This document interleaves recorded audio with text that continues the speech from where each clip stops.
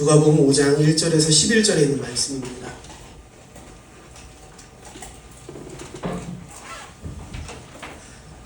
스크린에 나와 있는 말씀 제가 읽어드릴 테니까요, 여러분 함께 눈으로 함께 읽어주시길 바랍니다.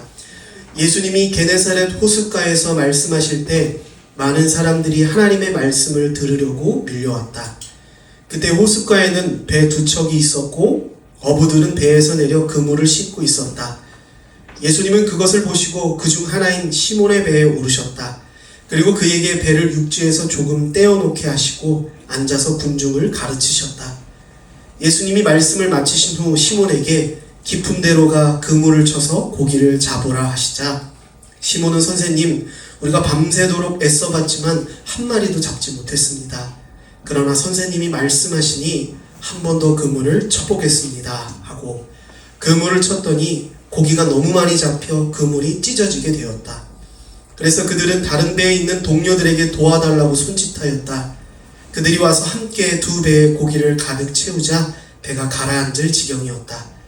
시몬 베드로가 이것을 보고 예수님 앞에 꿇어 엎드려 주님, 저는 죄인입니다. 제발 저를 떠나주십시오 하였다. 이것은 자기뿐만 아니라 자기와 함께 있던 모든 사람들이 고기 잡힌 것을 보고 놀라고 또 그의 동업자들인 세베대의 두 아들 야고보와 요한도 놀랐기 때문이었다. 이때 예수님이 시몬에게 두려워하지 말아라. 이제부터 너는 사람을 낚을 것이다 하자 그들은 배를 육지에 대고 모든 것을 버려둔 채 예수님을 따라갔다. 아멘. 아멘. 오늘 이 말씀을 가지고 교회, 노래하는 교회를 세우다 교회의 본질 부르심이라는 제목으로 여러분들과 함께 은혜를 나누기를 소망합니다.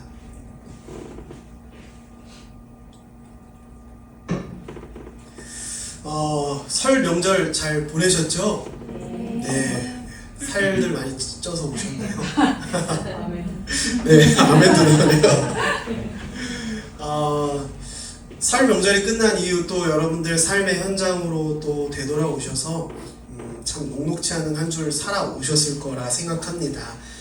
그리고 또 참 어려운 시간이지만 이 주일에 아침 시간에 여러분들 일어나셔서 일찍부터 준비하시고 교회에 나오신 이 발걸음이 참 쉽지 않았을 거라 생각이 듭니다. 제가 한번 생각해 보니까 매주 우리 주일날 한번 교회에 나와요. 그리고요, 10시 50분부터 저희가 테이블 나눔까지 하면 한 2시 반 정도에 끝나죠. 한 2시간 반, 3시간 반 정도 이렇게 시간을 우리가 보내고 돌아갑니다. 우리가 매주 이렇게 정기적으로 방문하고 이곳에서 또 적지 않은 시간을 보내는 교회라는 것은 과연 무엇일까? 라는 것에 대해서 우리가 한번 나누어 보기를 소망합니다. 세상 사람들은 그런 얘기를 많이 해요. 저한테도요, SNS에 이런 질문을 합니다. 목사님, 성도님이 한 명밖에 없으면 굳이 왜 교회를 개척하십니까? 안 그래도 교회가 이렇게 많은데 그냥 그 많은 교회에 가서 그냥 그 사역을 하시면 되는 거 아닙니까? 이런 질문을 하시더라고요. 굉장히 합리적인 질문인데 그럴 수 있지 당연히. 제가 보더라도 우리 동네 코너 한 번만 돌면 십자가가 하나씩 있어요. 그죠? 어디 가든지 항상 교회는 있습니다. 많은 사람들은 이렇게 생각해요. 아니 목사님, 프랜차이즈도요, 이 동네에 스타벅스가 있으면요, 이 동네에는 이디야가 잘 안 들어와요. 건너편에 들어옵니다. 또는 이 동네 이 한 블럭에 어떤 프랜차이즈 매장이 있으면 똑같은 매장과 똑같은 업종들은 그 블럭에 들어오지 않아요. 왜냐면 장사가 안 되니까요. 목사님도 장사를 하시려면 그 한 블럭에 교회가 막 이렇게 들어있는데 하시지 마시고 교회 좀 없어도 다른 큰 교회 가서 그렇게 장사하시면 되지 않습니까? 이런 식으로 질문을 하는 분들이 계십니다. 일단 돈 벌려면 교회 관련된 일을 하면 안 되고요. 돈 벌려면 딴 걸 하시면 됩니다. 그러더라고요. 찬양팀들 같은 경우들도 막 그런 질문들 많이 한대요. 근데 돈 벌면 교회 관련된 일을 하지 마세요. 이런 얘기를 하시더라고요. 돈 벌면 다른 거 하면 돼요. 우리는요, 세상 사람들이 생각하는 수익 구조의 어떤 그런 움직임에 따라서 교회를 개척하는 것이 아닙니다. 우리는 다른 어떠한 목적을 가지고 또 소명을 가지고 교회를 세우고 있지요. 근데 세상은요 어떻게 바라봅니까? 수익 구조에 따라서 더 많은 수익을 내려면 거기다 하면 안 됩니다. 더 많아지면 안 돼요. 한 군데다가 집중해야 됩니다. 이런 얘기를 하곤 하죠. 또 어떤 사람들은 그렇게 얘기합니다. 교회는 종교적인 서비스를 받는 곳이라고 생각합니다. 마치 피부의 미용 관리를 받거나 또는 미용실에 가서 머리를 또 커트를 받거나 관리를 받거나 이런 것처럼 마음이 약한 사람들이나 또는 감당하기 힘든 어려움이 있는 사람들이 종교적인 서비스를 받고자 하여 그곳에 가서 그 서비스를 받고 돌아오는 것이 교회다라고 생각하는 사람들이 있습니다. 공통점은 무엇인가요? 세상 사람들은요 다 어떻게 교회를 바라봅니까? 물질 만능주의의 세상에 세속화된 시각으로 교회를 바라보죠. 그래서 교회는 뭔가 내가 대가를 지불하고 서비스를 받는 곳이야. 또는 교회는 수익 구조상 이렇게 하면 안 돼 라는 이야기들을 하곤 한다라는 것입니다. 여러분들은 어떻게 교회를 바라보고 계십니까? 저는 여러분들에게 한 가지 권면드리고 싶은 그런 시각이 있습니다. 그게 뭐냐면요, 교회를 우리가 어떻게 바라봐야 될까? 우리는 성경적인 시각을 가지고 교회를 바라봐야 되겠다라고 하는 것입니다. 아마 여기 우리 안에 있는 여러분들도요, 거의 대부분은 최소한 한 교회 이상은 다녀보신 분들이실 겁니다. 그곳에서 만난 목사님이 있을 것이고요, 성도님들이 있을 것이고요, 분위기가 있을 것이고요, 예배의 순서들이 있었을 것입니다. 그것이 여러분들에겐 경험되어졌을 것이고요. 그래서요, 우리는 다 같은 노래하는 교회로 모였지만 여기 앉아있는 각 사람들이 다 생각하는 교회가 다르고 목회자가 다르고 성도들이 다르고 예배에 대한 정의들이 다 다르다라고 하는 것입니다. 예를 들면 그런 것이죠. 우리 교회뿐만이 아니라 다른 교회들도 다 마찬가지입니다. 한 공동체 안에 있고 같은 예배를 드리고 있지만 각 사람이 가지고 있는 교회, 목사님, 성도님, 또 예배에 대한, 공동체에 대한 정의들이 각각 다르다는 것이죠. 예를 들면 이런 게 있습니다. 젊은이들은요 어떤 걸 원하냐면요, 예배 때 CCM을 부르길 원합니다. 목사님 우리 위로로 찬양 좀 해요. 요즘 기프티, 저 기프티들 되게 좋아합니다. 기프티드 찬양을 해요. 막 오늘도 했지만 어떤 청년은요 저희 교회 와서 찬양하는데 막 눈물을 흘려요. 왜 눈물을 흘릴까? 무슨 일이 있나 이렇게 물어봤더니 나중에 그런 얘기를 하더라고요. 목사님 제가 전에 다니던 교회는 찬송가만 불렀는데 CCM을 부르니까 너무 감동이 돼서 막 눈물이 난다고 그러는 친구도 있습니다. 젊은 청년들이나 젊은 세대들은 이런 찬양들 함께 부르고 나누길 원해요. 근데 이제 나이가 드신 권사님, 장로님들은 어떤 걸 원하십니까? 목사님 저는 그런 거 몰라요. 찬송가 좀 부르면 안 돼요. 찬송가 막 너무 빠르면 박수도 잘 못 따라가겠어요. 천천히 이렇게 같이 불러달라고. 자, 이러면 이제 찬양 인도자는 어떤 걸 해야 될까요? CCM을 해야 될까요? 찬송가를 해야 될까요? 그래서 이제 편법처럼 생겨난 게 찬송가를 편곡해가지고 부르는 그런 것들이 생겨났는데, 이런 것들이 매 다른 교회마다 다 고민입니다. 고민이에요. 저희 교회도 고민이고요. 물론 그러나 제 마음대로 합니다. 그렇지만 뭘 이야기하고자 함이냐, 여러분, 우리가 같은 교회로 공동체로 모이고요, 예배를 드리고 있지만 우리 다 예배에 대한 정의가 다릅니다. 이런 논쟁들이 어디까지 이르러 가면요, 나중에는 저는 예배의 은혜가 안 돼요. 저는 이 교회랑 잘 안 맞는 것 같아요. 저는 목사님 목회 방식은 안 맞는 것 같습니다. 도대체 뭐가요? 찬송가를 안 부르는 게요? 이런 이야기들이 나오고 결국 교회를 떠나는 사람들도 있습니다. 여러분, 우리가 무엇에 집중을 해야 될까요? 교회란 무엇일까요? 우리가 찬양을 할 때에 어떤 것에 포커스를 맞추고 찬양을 해야 될까요? 이 모든 것의 본질은 어디에서 우리가 찾아야 될까요? 세상적인 기준으로 우리가 교회를 바라볼 때 우리는 수익 구조에 맞는 어떤 물질 만능주의의 세속적인 시각으로 무엇이 더 우리에게 유익한가, 무엇이 더 우리에게 가치 있는가, 무엇이 더 우리에게 어떤 유익을 창출할 수 있는가로 바라보게 된다는 것입니다. 그러나 우리 성경을 한번 시각을 돌려봅시다. 성경은 뭐라고 얘기하고 있는지 오늘 말씀들을 통해서 한번 여러분들과 나누길 소망합니다. 두 명을 소개할 거예요. 베드로와 바울이라는 사람을 소개할 겁니다. 이 두 사람은 특별히 초대교회, 처음 교회가 발생할 때에 교회를 세우는데 엄청난 공을 세운 사람들입니다. 바울은요 직접 전 세계를 여행하면서 실제 교회를 개척했고요. 베드로는 이미 세워져 있는 교회들을 치리하고 감독하는 돌보는 일들을 했던 사도들이었습니다. 이 두 사람들은 어떠한 교회론을 가지고 교회를 바라보는 시각을 가지고 교회를 세웠으며 교회를 치리하고 관리했는지 성경에 있는 시각을 가지고 여러분들에게 한번 나눠보기를 소망합니다. 그 전에 먼저 아까 좀 서두에 나왔던 이 이야기를 좀 한번 이야기해보고 넘어갈게요. 여러분 그러면 우리는 CCM을 불러야 될까요? 찬송가를 불러야 될까요? 어떻게 해야 되겠습니까? 예? 목사님 마음. 목사님대로. 근데 어떤 사람들은 여기에서 나는 저게 이 은혜가 안 돼. 이런 사람이 있을 수도 있잖아요. 우리는 어떻게 해야지 교회를 세우고 지혜롭게 우리 예배를 만들어갈 수 있을까요?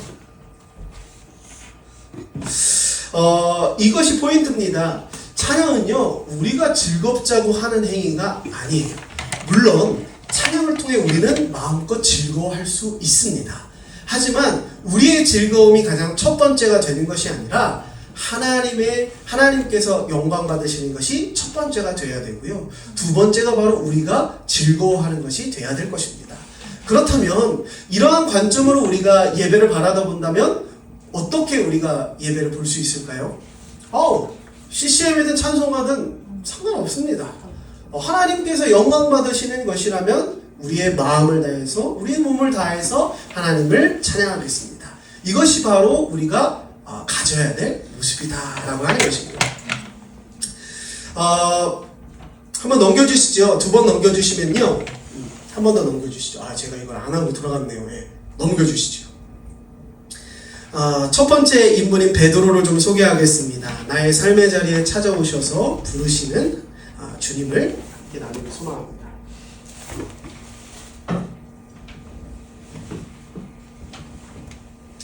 본문은 이렇게 시작합니다. 예수님께서 게네사렛 호숫가에 오셨어요. 그리고 그곳에서 말씀을 전하십니다. 근데 말씀을 전하시다 보니까 사람들이 막 한 사람 두 사람씩 막 모이기 시작한 거예요. 그 호숫가에. 너무 많아져서 예수님께서 육성으로 전달하시기에는 좀 역부족인 상황이 된 겁니다.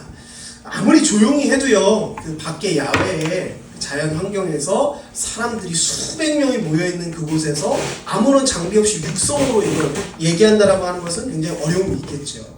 예수님께서도 말씀을 전하시는데 계속 사람들이 막 몰려오니까 뭔가 좀 한계가 좀 느껴졌습니다. 그래서 어떤 방법을 고안하시냐면요, 이 뒤를 보니까 그때 마침 배들이 정박해 있었고 그물을 정리하고 있었습니다. 그래서 예수님께서 그 중에 한 배를 선택해서요, 그 배에 올라가세요. 그리고 그 배의 주인인 시몬에게 뭐라고 부탁하느냐, 이 배를 조금만 그 호숫가에서 조금만 좀 띄워달라. 그리고 호숫가에 조금 띄워져서요, 그 배에서 예수님께서 말씀을 전하십니다. 여러분 왜 유럽에 가보면 이렇게 원형극장 이런 거 혹시 보신 적 있으세요? 다큐멘터리 같은데? 그때 보면요, 그게 바람을 이렇게 거기에서 이렇게 노래를 하거나 연설을 하거나 하는 사람들이 바람을 등지고 그 원형에 있는 수백 명의 사람들한테 이야기를 할 수 있도록 이렇게 디자인이 되어 있습니다. 그래서 그때 당시에 마이크나 이런 시스템이 없이도 한 사람이 노래를 하거나 연설을 할 때에 수백 명의 사람들이 들을 수 있는 그런 어떤 건축물들이 제작이 된 거죠. 예수님께서도 이러한 것들을 활용하셨습니다. 호수를 등지고 호수 중앙을 등지고 그 중앙에서부터 불어오는 그 바람을 등지면서 군중들에게 회중들에게 이야기를 하신 거예요. 바람을 타고 그의 육성이 많은 사람들에게 전달이 됐죠. 그래서요, 예수님께서는 그 말씀을 다 마치셨습니다. 그리고 이 성경의 시각은요, 어디를 집중하느냐? 시몬 베드로에게 집중이 됩니다. 베드로는 예수님에게 그 배를 빌려드렸고요. 예수님께서 내려오시자 이제 나머지 그물을 정리할 일을 하려고 가고 있는데, 이 예수님이 베드로에게 이런 말씀을 하십니다. 넘겨주시죠. 깊은 데로 가서 그물을 쳐 고기를 잡아라 라고 말씀하십니다. 자, 우리는 기본적으로 어떤 생각이 듭니까? 예수님은 모든 걸 다 아셔. 예수님은 하나님의 아들이셔. 이런 것이 우리에게 다 기본적으로 장착이 됐지만, 당시에 베드로에게 예수님은 하나님의 아들이신지 알 수 없었습니다. 그리고 오로지 베드로가 예수님을 판단하고 또는 이 사람이 어떤 사람인지 확인할 수 있는 것은 그의 외형, 그리고 그의 출신, 그의 배경, 이런 것들이 이 사람이 어떤 사람이구나를 판단할 수 있는 기준이었을 것입니다. 자, 여러분 잘 아시죠? 예수님은 어디 출신이십니까? 나사렛이라는 굉장히 깡촌 출신입니다. 그리고 거기에서 뭘 했던 사람이에요? 목수 출신이었습니다. 자, 어부로서 베테랑인 이 베드로가 보기에 딱 봐도 바다에서 고기를 하는 어부의 냄새는 하나도 안 풍기겠죠? 뭔가 이렇게 막 톱밥도 좀 묻어있고 어디 시골에서 온 그런 추레한 그런 모습의 어떤 젊은이가 와서 베테랑 어부에게 깊은 데로 가서 그물을 던져라 라고 이야기를 한 겁니다. 굉장히 웃긴 상황이에요. 전문가 앞에서 비전문가가 막 거드름을 피우고 있는 것과 똑같은 상황입니다. 베드로를 한번 보죠. 여러분 잘 아실 겁니다. 베드로는 베테랑 어부예요. 우리는 오늘날 직업을 선택해요. 나는 이런 직업을 가지고 싶어. 이런 직업을 해야지. 그래서 공부하고 노력하면 그 직업을 얻을 수 있습니다. 근데 당시에는 어땠습니까? 내가 내 마음대로 직업을 얻을 수 없었어요. 그럼 내가 태어날 때부터 그 직업이 정해져 있었습니다. 가업이라고 하죠. 그 집안 대대로 할아버지부터 아버지까지 그리고 나에게까지 이어지는 가업이 그들에겐 직업이었습니다. 베드로는 태어날 때부터 그 집안이 어부였어요. 그래서 그는 선택할 것도 없이 어렸을 때부터 어부인 아버지를 바라다보고 자랐고요. 아버지를 도와서 그물을 기우는 일을 했을 것이고 정리하는 일을 했을 것입니다. 조금 성장했을 때는 아버지와 함께 배를 타고 호수로 나가서 그물을 내리는 일도 했을 것입니다. 그리고 이제 그는 어엿한 성인이 되었고요. 그 어부일의 베테랑이 되었습니다. 이런 베드로에게 목수 출신인 시골 출신인 예수님께서 오셔서 이 어업에 대해서 이래라 저래라 관여하는 일은 어떻게 들렸을까요? 굉장히 불쾌하고 또 무례한 일로 들렸을 것입니다. 선을 넘는 일로 들렸을 것입니다. 저도요, 이렇게 SNS를 이렇게 하다 보면 가끔 제 영상에 이런 댓글들을 달립니다. 뭐 예수님만 얘기하고 하나님을 얘기하지 않는 거 보니까 뭐 신학이 잘못된데 반박시 님 이단 이러면서 이런 게 있어요. 실제 있습니다. 굉장히 단전부터 막 화가 막 치고 올라요. 이 사람 누군지도 모르겠는데 막 되게 사람을 되게 잘 약 올리더라고요. 저는 신학을 전공했습니다. 그리고 실천 신학 석사 학위를 받았습니다. 그리고 지금도요, 목회 현장에서 활동을 하고 있고요. 지금도 끊임없이 책을 읽고 공부하고 있습니다. 뭐 그렇다고 제가 뭐 완전한 답을 알고 있거나 제가 어떤 권위자라는 것은 아닙니다. 하지만 저는 어느 정도 그런 학위를 가지고 있고 공부를 끊임없이 하고 있는 사람입니다. 근데 어디서 듣도 보지도 못하는 신학을 가져와서 저에게 이렇게 무례하게 이렇게 요구를 할 때 저는 어떻게 느낄까요? 선은 못해. 굉장히 불쾌하네. 그런 사람들은 전 자신 있습니다. 대화를 하고 싶으시면 저희 교회에 방문해 주세요. 그럼 제가 조목조목이 말씀드리겠습니다.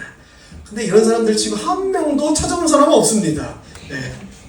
찾아오면 100% 깨질 게 분명하니까 안 찾아오겠죠. 저에게도 느낀 것처럼 아마 여러분들이 어떤 직업에 있어서 아마 여러분들이 가지고 있는 그런 경험들이나 지식이나 어떤 그런 것들을 가지고 있는 상태에서 누군가 와서 아무것도 모르는 사람이 와가지고 여러분에게 조언을 한다시고 쓸데없는 얘기를 막 한다고 해봅시다. 그럼 어떨까요? 굉장히 불쾌하겠죠. 굉장히 무례하게 느끼겠죠. 선을 넘네라고 느끼겠죠. 아마 예수님의 이 조언은 베드로에게 있어서 이렇게 느껴졌을 것입니다. 일반적으로. 그런데요, 베드로는 이 어처구니 없는 이 요구에 이렇게 대답합니다. 한번 넘겨주시죠. 선생님, 우리가 밤새도록 애써봤지만 한 마리도 잡지 못했습니다. 그러나 선생님이 말씀하시니 한 번 더 그물을 쳐보겠습니다. 라고 얘기합니다. 저는 여기서 베드로의 놀라운 성품을 발견합니다. 저는 여태까지 베드로가 굉장히 다혈질이고 또 막 그 의리를 중시하고 또 막 이렇게 실수 많이 하는 사람인 줄 알았는데 굉장히 인격적으로 성숙한 사람입니다. 지금 이렇게 말도 안 되는 요구를 하고 있는 이 젊은 청년에게 베드로는 선생님이라고 호칭을 해줍니다. 그러면서 자기 얘기들 다 얘기하죠. 제가 이렇게 했는데 한 마리도 못 잡았습니다. 그러나 선생님께서 말씀하시니 한 번 더 그물을 쳐보겠습니다. 자, 이 말이 얼마나 이 놀라운 이야기인지 여러분들이 좀 아셨으면 좋겠습니다. 저는요, 가끔 이제 아이를 재우고 딱 이제 저만의 시간을 가지면서 유튜브를 딱 키면 꼭 거기 안에 뭐가 있냐면요, 그 어부들이 선상에서 끓여 먹는 라면이 꼭 하나씩 떠. 몇 번씩. 그래서 그걸 이제 봐요. 라면을 보려고 이제 꽃게 있는 라면을 먹는 걸 보려고 이제 틀으면 그 어부들의 이야기가 이제 쭉 보이게 됩니다. 그래서 한 번 봤는데 참치잡이 어선이었어요. 이 참치잡이 어선이요, 한 번 배를 뜨면 최소 6개월에서 2년 동안 이 어업을 활동을 하고 그리고 돌아온답니다. 근데 이 참치잡이 배가요, 출항을 해서 그 2년 동안 그 하는 일이 뭐냐면요, 그물을 준비해요. 그리고 그 어업 활동을 할 수 있는 그 구역에 가면 그 그물을 내립니다. 한번 쭉 내리고요, 돌아오면서 뭘 하냐면요, 이미 내려져 있는 그물을 이제 걷어요. 그리고 그 그물을 정리해요. 그리고 다음 구역으로 이동합니다. 그 다음 구역으로 이동하는 것이 한 2시간에서 3시간 정도. 그때 식사를 하고 주무시는 거예요. 그리고 그 다음 구역에 오면요, 또 똑같이 그물을 내리고 돌아오면서 그물을 걷고, 이 작업을 계속해서 반복하는 겁니다. 근데 이게 말로만 들으면 별로 안 힘들지만 그 그물을 내리고 그물을 걷는 게요, 배가 일정한 속도로 계속 갑니다. 그러면 그 그물이 이제 막 기계에 딸려서 올라와요.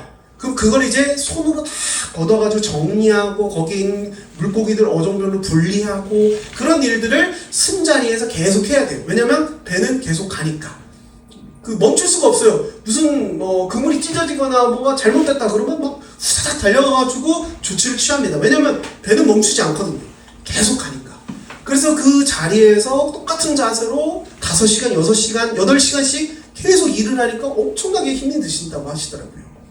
그 모든 일들이 끝나고 2시간, 3시간 그 쉬는 시간에 아주 조그마한 방에 들어가가지고 8명, 6명이 그곳에서 식사를 하고 주무시는 그런 것을 보게 되었습니다.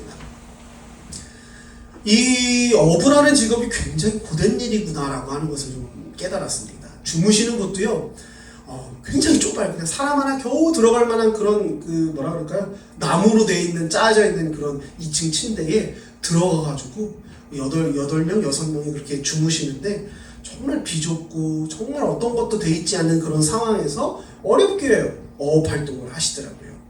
그들의 언어나 표정이나 행동은 아무리 마음씨 좋은 사람이라도 거칠 수밖에 없을 것 같아요.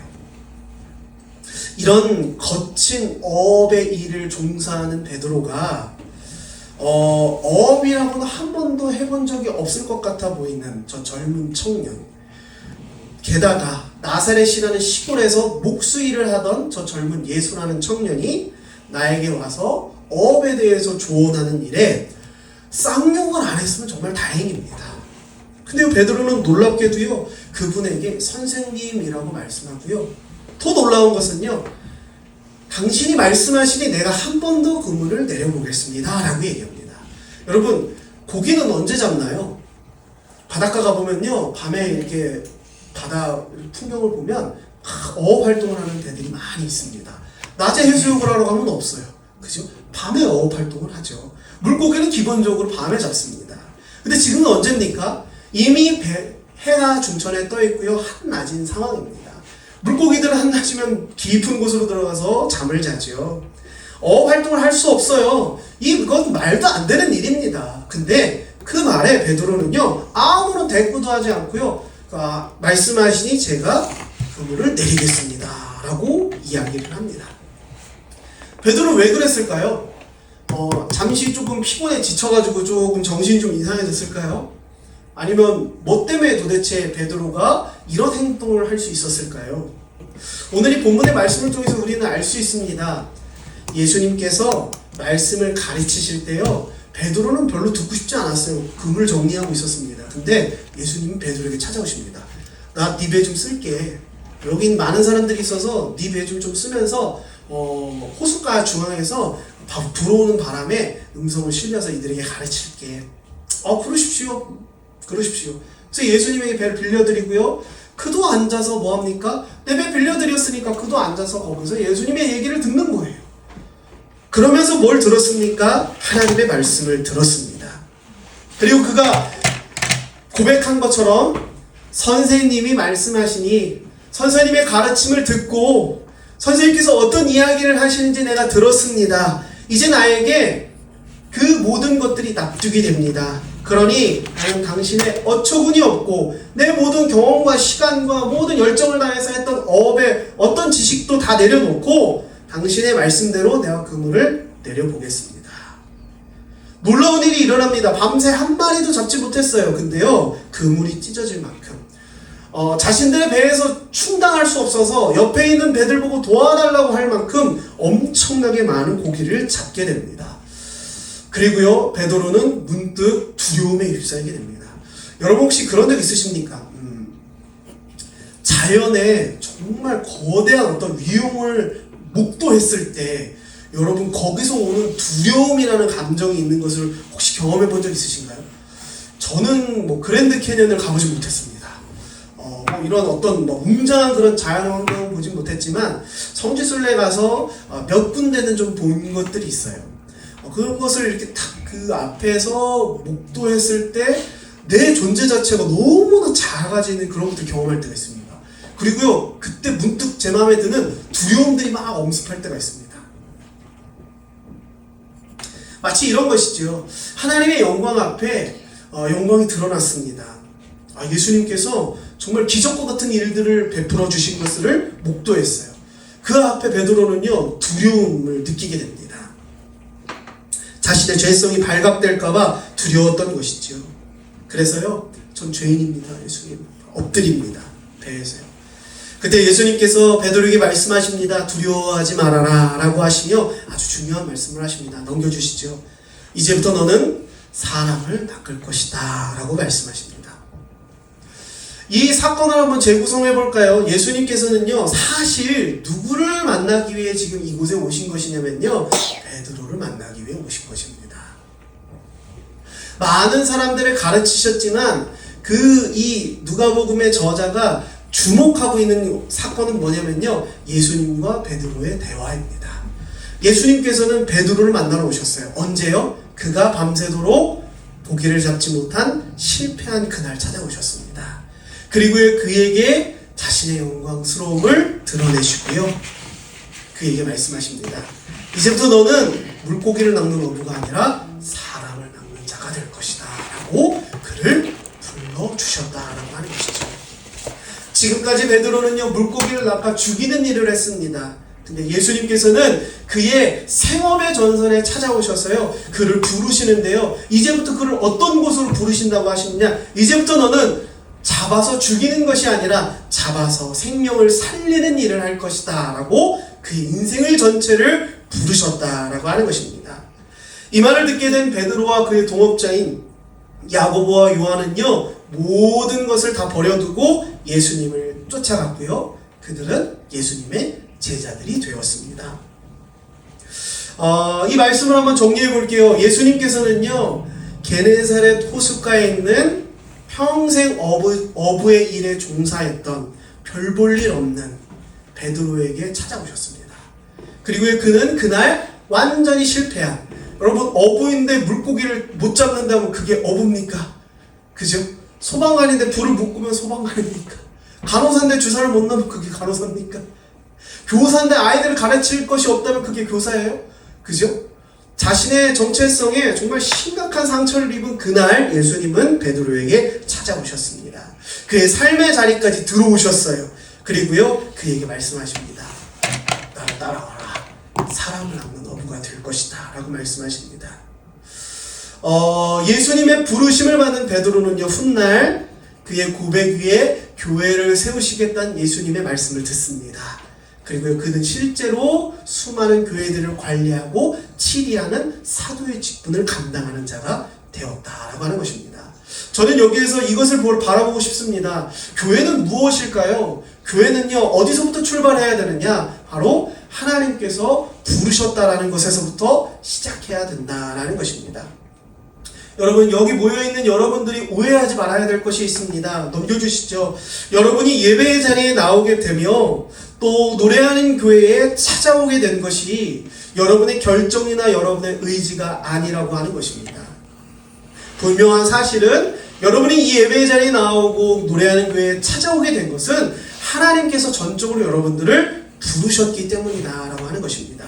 마치 베드로가 그의 삶의 자리에 생업의 전선에 있을 때에 예수님께서 그의 생업의 자리까지 찾아가셔서 그의 실패한 자리까지 찾아오셔서 그를 부르셨던 것처럼 오늘 여러분의 인생의 자리에 때론 어떤 이들은 실패의 자리에 있었을 수도 있고요. 때론 어떤 이들은 상처의 자리에 있었을 수도 있고요. 때론 어떤 이들은 신앙적으로 어두움의 자리에 머물러 있었던 이들도 있었을 것입니다. 어떤 방법과 어떤 계기가 되었던지 우리를 이곳에 이끌어 주신 분은 바로 하나님이시며 그의 부르심이 우리를 교회되게 세우셨다라고 하는 것입니다. 여러분, 노래하는 공동체에 속하고 예배에 함께하는 것이 나의 의지와 나의 결정이 아니고 부르심이 된다면 우리 안에 어떤 일이 일어날까요? 우리는요, 나의 취향이나 나의 선호되는 것이 바라보는 것이 아니라 하나님을 주목하게 될 것입니다. 앞서 예를 들었던 CCM이냐 찬송가냐 이런 논쟁에 있어서 우리가 부르심을 고백하게 된다면, 주님, 내가 오늘 이 예배에 온 것은 내 결정이나 의지가 아니라 하나님께서 나를 부르셨습니다. 노래하는 교회 공동체에 내가 오게 된 것은 하나님께서 나를 부르셨기 때문입니다 라는 것이 고백된다면 우리는요, 하나님의 일하심을 바라보게 되고요, 하나님께서 어떻게 영광 받으실 것에 대해서 주목하게 된다라고 하는 것입니다. 때로는 교회 공동체 안에서 동의되지 못할 사람들이 있을 때도 있습니다. 나랑 뭔가 좀 반대의 사람, 뭐라고 그러죠? MBTI의 성향이 정반대의 사람. 나는 I인데 저 사람은 E야. 이러면 막 정말 힘들겠죠, 그죠? 또는 사람 배경이 다르거나 언어가 다르거나 생각이 다르거나 가치관이 다른 사람이 있을 수 있겠습니다. 어떤 사람은요, 난 저 사람 때문에 교회 못 다니겠어, 저 사람 때문에 난 상처받았어 라고 얘기하는 사람들이 있습니다. 그러나 또 어떤 사람은 어떻게 얘기합니까? 그 사람 안에서 일하시는 하나님을 바라보게 됩니다 라고 이야기하는 사람이 있습니다. 우리 그런 사람들이 되시기를 소망합니다. 나의 취향이나 나의 선호도가 나의 시각을 사로잡는 것이 아니라 하나님이 나를 부르셨습니다 라고 하는 이 고백이 우리의 교회됨의 본질이 되어서 이곳에서 일하시는 하나님을 주목하여 바라볼 수 있는 저와 여러분들이 되시기를 주님의 이름으로 소망합니다. 여러분, 사람이 많이 모이면 교회 공동체일까요? 감리교 교리가 장정이에요. 교회를 개척하려면 12명의 교인이 있어야지 개척이 됩니다. 저는 없었어요. 서류상으로만 12명 맞춰놓고 했습니다. 했습니다. 여러분, 12명이 모여지면 교회로서 완전히 세워집니까? 세워지나요? 아닙니다, 여러분. 성경적인 관점을 통해서 우리가 교회를 바라볼 때 사람이 12명 세워졌다고 교회가 세워지는 것이 아니라 이곳에 모인 사람들이 몇 명이든지 그 사람들이 모두 우리는 하나님께서 부르셨습니다라고 고백할 때 그 공동체가 바로 교회로 세워진다라고 하는 것입니다. 만약 12명이 채워지지 않아서 교회가 세워지지 않는다고 한다면 우리 오늘도 우리 예전에 우리 성도 1명 이전에 성도 2명일 때 있었던 우리 청년이 오늘 이렇게 오랜만에 방문했어요. 인사드리러 오고 싶다고. 그때는 교회가 아니었습니까? 그때는 교회가 아니었나요? 그 우리가 경험한 은혜들과 우리가 경험한 그 공동체에 또 하나님께서 부어주시는 따뜻함은 무엇이었냐는 말이에요. 아닙니다. 여러분, 숫자가 중요한 것이 아니라 어떤 시스템이 네, 죄송합니다. 우리 어린아이들이 듣기에 참 힘든. 어린아이들이 가끔 이렇게 좀 시간에 이렇게 브레이크를 걸어줘요. 소미도 그렇고. 빨리 끝낼게요. 네. 어디까지 얘기했었죠? 네. 네, 사람 몇 명이 되게 중요한 게 아닙니다. 하나님의 부르심이 교회됨의 본질이다라고 하는 것입니다. 네. 두 번째는 바울입니다. 이건 짧아요. 짧게 하고 마치도록 하겠습니다. 사도행전 9장 1절에서 9절에 있는 말씀입니다. 제가 읽어드릴게요. 한편 사울은 여전히 주님의 제자들을 위협하고 죽일 기세로 대제사장에게 가서 다마스커스의 여러 회당에 보낼 공문을 요구하였다. 그것은 믿는 사람이면 남녀를 가리지 않고 보는 대로 잡아 예루살렘으로 끌고 오기 위해서. 사울이 길을 떠나 다마스커스 가까이 갔을 때 갑자기 하늘에서 빛이 그에게 비춰왔다. 그 순간 그는 땅에 쓰러졌는데 그때 사울아 사울아 네가 왜 나를 괴롭히느냐 라는 음성이 들려왔다. 사울이 당신은 누구십니까 하고 묻자 나는 네가 핍박하는 예수다. 너는 일어나 시내로 들어가거라. 네가 해야 할 일을 일러줄 사람이 있을 것이다 라고 대답하셨다. 사울과 함께 가던 사람들은 소리만 들리고 아무것도 보이지 않아 말을 못한 채 멍하니 서 있기만 했다. 사울이 일어나 눈을 떴으나 아무것도 볼 수가 없었다. 그래서 그는 같이 가던 사람들의 손에 이끌려 다마스커스로 들어가서 사흘 동안 보지 못한 채 먹지도 마시지도 않았다. 아멘.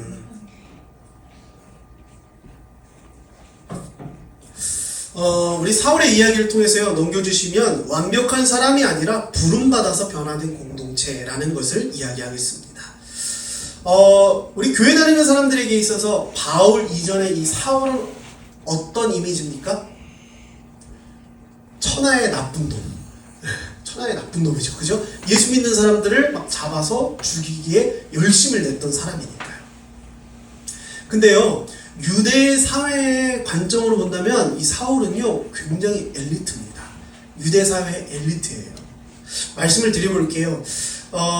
이 사울은요, 당시에 다소라는 도시에서 태어났는데 오늘날로 따지면 터키, 튀르키예 지역입니다. 이 지역의 특성은 뭐가 있냐면요, 당시에 로마 제국의 주요 도시로서 사업과 교육이 발달된 도시였어요. 사울은 여기서 태어났습니다. 튀르키예에서 태어났지만 그는 순수한 유대인 혈통에서 태어났습니다. 그리고요, 그는요, 그곳에서요, 로마와 유대의 두 가지의 문화와 또는 교육을 받게 되었습니다. 또 사울이 특이한 점이 있어요. 당대에 가말리엘이라고 하는 당대 최고의 율법학자. 오늘로 따진다면 오늘날 뭐라 그럴까요? 최고의 신학대학에서 최고의 신학 교수로 연임하고 계시는 그 교수님에게 개인 레슨을 받은 겁니다. 이 가말리엘이라고 하는 당대 최고의 율법학자에게 교육을 받았어요. 그리고요, 유대인들에게 있어서 엘리트 코스인 바리새파에 들어가게 되었습니다.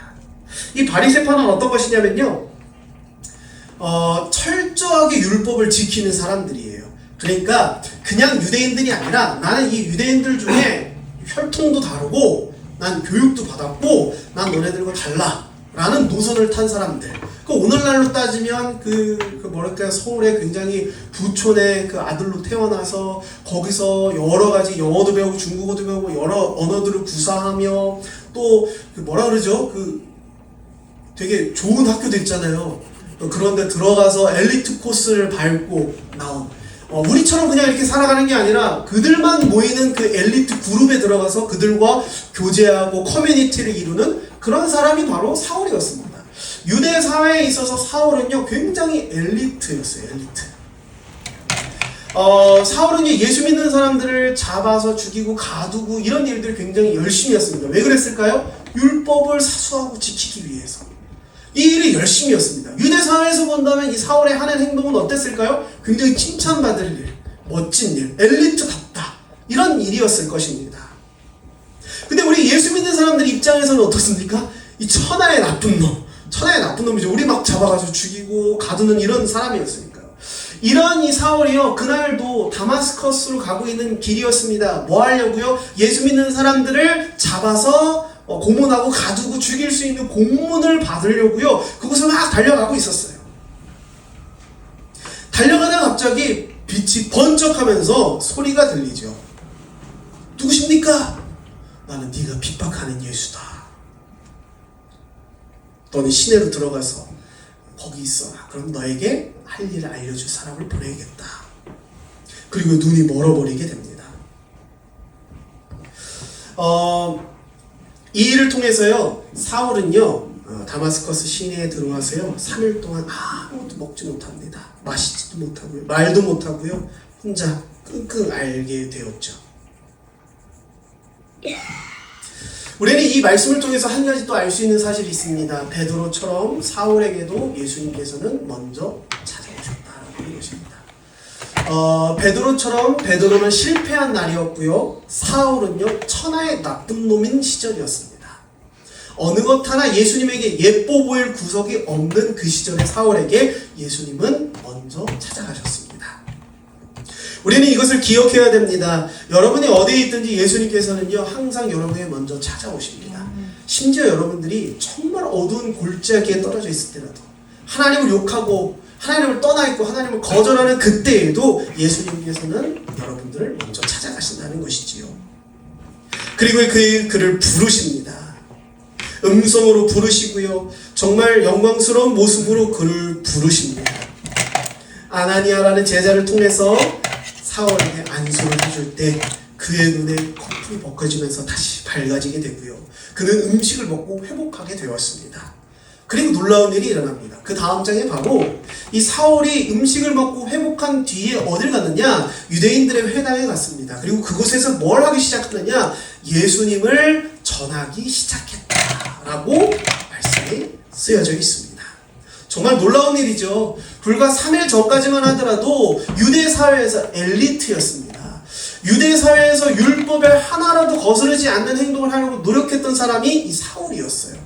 근데 3일 만에 이 사람이 완전히 변화됐습니다.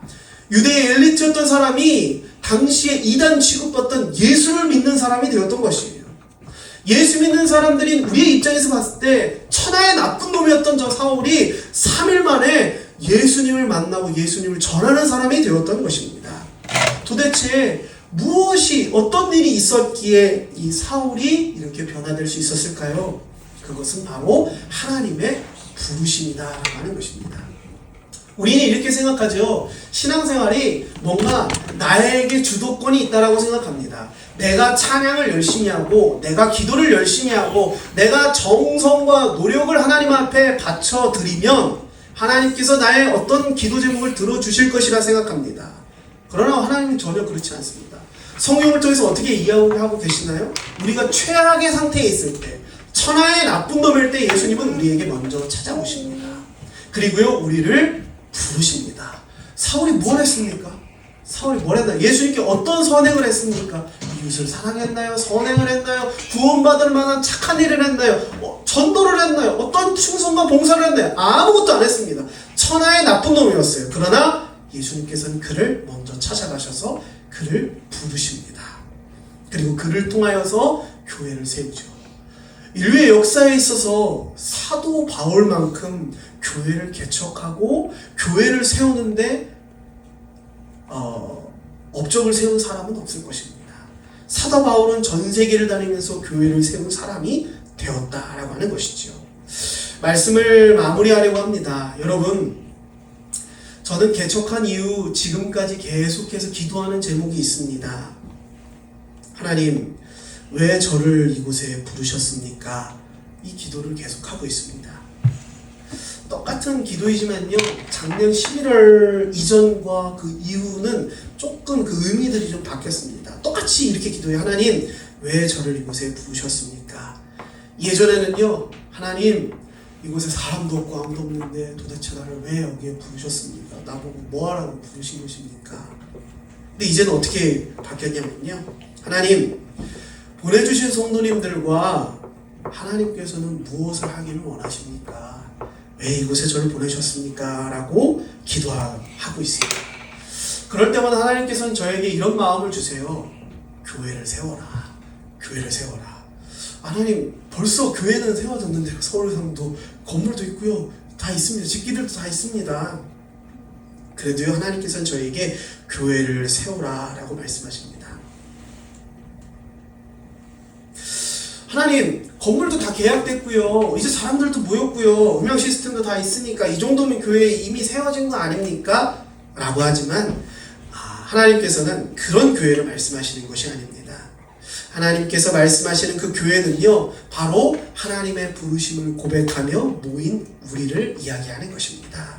아무리 좋은 건물이 있고요, 아무리 좋은 시스템이 있고, 아무리 많은 사람들이 모였다 해도 우리의 모임 중에 하나님께서 나를 부르셨습니다 라는 고백이 없다면 그 공동체와 그 건물은 교회로 세워질 수 없다라고 하는 것입니다. 사랑하는 성도 여러분, 여러분들이 이곳에 모이게 된 것을 바라보시길 소망합니다.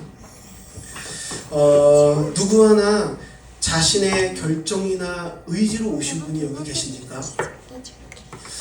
방법과 방식은 여러 가지일 수 있겠죠. SNS라는 창구를 통해서 어떤 이는 마음에 감동이 되어서 이 자리에 나오신 분도 있습니다. 또 어떤 이는요 꿈에 나타나신 분들도 계십니다. 또 어떤 이는요 영상을 보지 않았어도 교회 간판을 보고 기도하신 분들도 계십니다. 저 또한 하나님의 전적인 부르심에 이끌려서 이 자리에 개척을 하게 되었습니다. 우리는 모두요 하나님의 부르심으로 이 자리에 모였습니다. 그렇다면 우리 이것을 고백하기를 소망합니다. 이것이 우리 교회를 세우는 기초가 되기를 소망합니다. 내가 결정해서 나의 의지로 이곳에 와서 교회를 세우는 것이 아니라 하나님께서 나를 부르셨기에 내가 이 자리에 나와 교회를 세우길 원합니다 라고 고백할 수 있는 저와 여러분들이 되시길 소망합니다. 때로는 하나님의 부르심이 100% 이해되지 못할 때도 있습니다. 저도 그렇습니다. 그래서 저도 그렇게 기도합니다. 하나님 왜 저를 이곳에 부르셨습니까? 하나님 우리를 통해 어떤 영광을 받으시길 원하십니까? 라고 저도 묻습니다. 저도 하나님께서 저를 왜 부르셨는지 100% 이해하지 못할 때가 있습니다. 그러나 분명한 것 하나는 알고 있습니다. 하나님께서 나의 인생에 찾아오셔서 나를 지목하여 부르셨다. 노래하는 교회로 부르셨다라고 하는 것입니다. 여러분 부르신 이곳에서 교회를 세워나가시길 소망합니다. 여러분의 삶이 노래하는 교회로 세워지기를 소망합니다. 그리고 그 세워진 교회에 놀라운 하나님의 은혜와 회복이 정말 경험되어지고 누림되기를 주님의 이름으로 축복합니다. 우리 이 시간 함께 찬양하며 그 말씀을 의지하시며 기도하는 시간 갖기를 소망합니다.